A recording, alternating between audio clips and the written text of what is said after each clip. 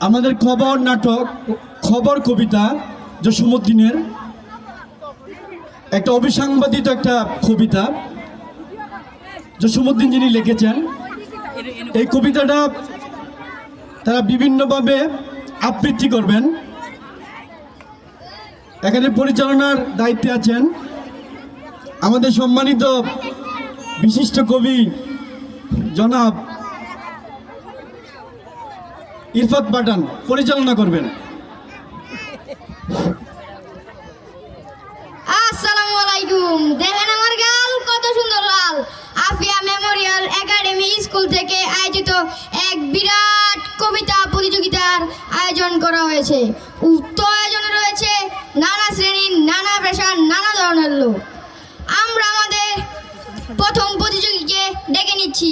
তিনি হলো এই এলাকার একজন নেতা। Please come here. বাবার সামন দিয়ে মেয়ে চাইছে।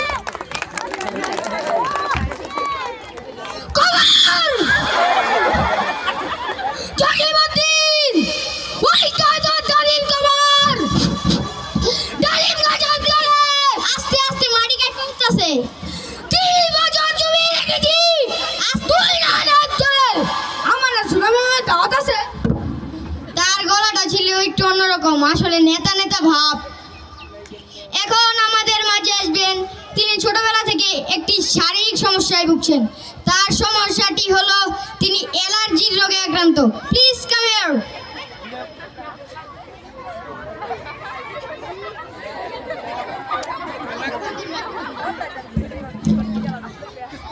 কবর জসীমউদ্দিন, এইখানে এইখানে এইখানেই, ওইখানে তোর দাদির কবর। ডালিম গাছের তলে 30 বছর ভিজে রেখেছি ইউনিয়নের জলে। অনেক সুন্দর। এবার আমাদের মাঝে আসবেন তিনি দুঃখ, কষ্ট, বেদনায় সব জায়গাতেই শুধু হাসে। সেই হাসার মাল ব্যক্তিকে আমি দেখতে চাই। Please come here.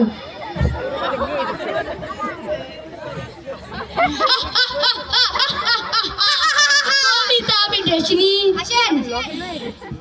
জসীমউদ্দিন, ওইখানে তোর দাদির কবর। ডালিম গাছের তলে 30 বছর ভিজিয়ে রেখেছি দুই নয়নের জলে।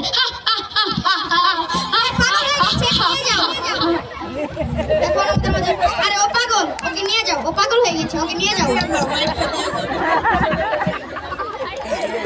এবার আমাদের মাঝে আসবেন তিনি হলো একটি বাক প্রতিবন্ধী, অর্থাৎ তার সমস্যাটি হলো তিনি একজন তুতলা। Please come here.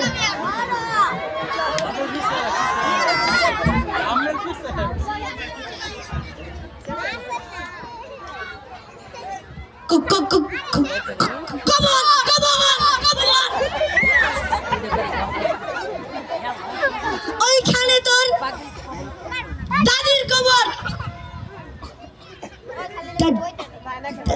ডালিম গাছের তলে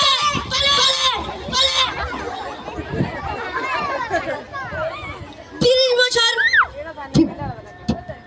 ভিজে রেখেছি তুই নয়নের জলে।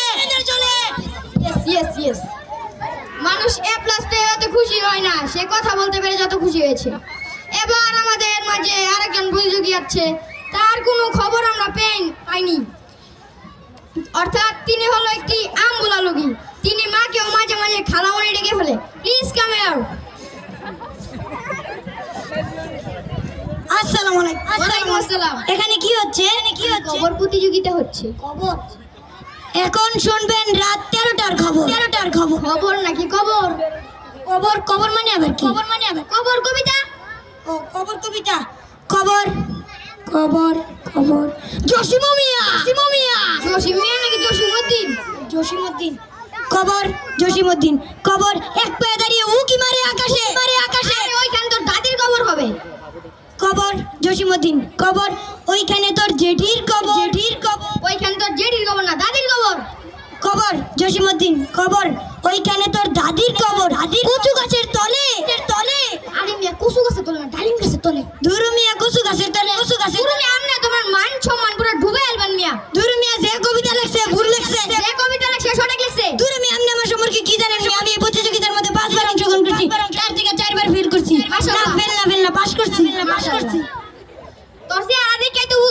আমি অনেক সুন্দর না? অনেক সুন্দর না? যেটা কোন যেত না।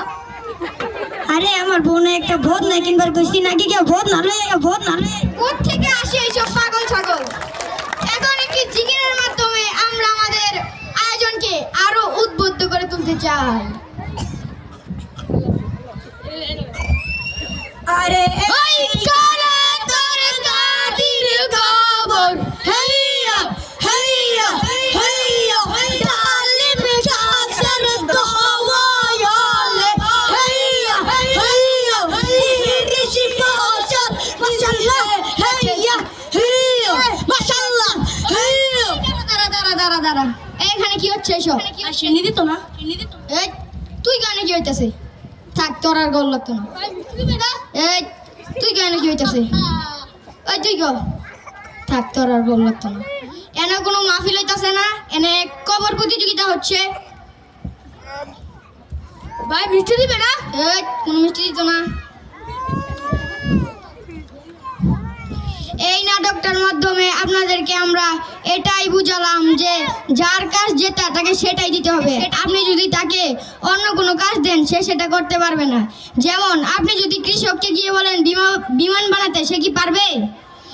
যদি আপনি ইঞ্জিনিয়ারকে গিয়ে বলেন বিমান বানাতে, সে কিন্তু পারবে। আর এনে আনছি তো কয়টা গরু ছাগল, এইগুলো কইব কবিতা, একটা কয় 17 আর একটা কয় 28। আপনারা যদি আমার মতো এরকম করেন তাহলে লসে পড়বেন। বেশি কথা না বলে আমরা আমাদের এই নাটক শেষ করছি। আসসালামু আলাইকুম, সবাইকে ধন্যবাদ। এতক্ষণ মেয়েদের সুন্দর হয়ে যাবে বাস্তবে থেকে ধন্যবাদ।